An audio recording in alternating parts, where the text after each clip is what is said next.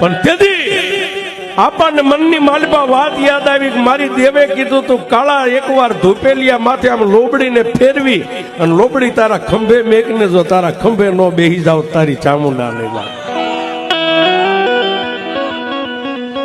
એ જમણો હાથ હતો ને પોતાના ખંભાની માથે આમ મેક્યો મારી દેવ શેક નથી સાહેબ.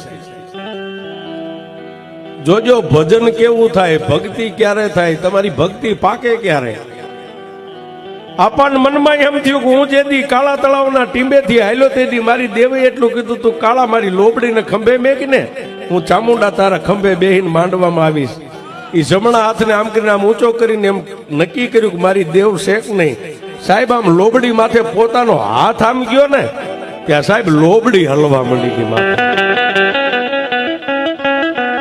લોબડી હલવા માંડી જમણા કાનની માલપા મારી વિષ ભૂજાલી ચામુંડા બોલી ગઈ કાળા બોલી ગઈ કાળા. આમાં કાળા તને મનમાં વરતો આવ્યો ને કે હું કાળા તળાવથી તારી હારે શૌક નહીં. દે ઈ પંચના જે માણસો બેઠા ને હાથની માલપા ઝાર લઈને 1.5 ઝાર દે તારા હાથમાંથી આમ ઝાર છૂટે અને હોળ ને 17 જો નો સોટાડી દો તારી ચામુંડા.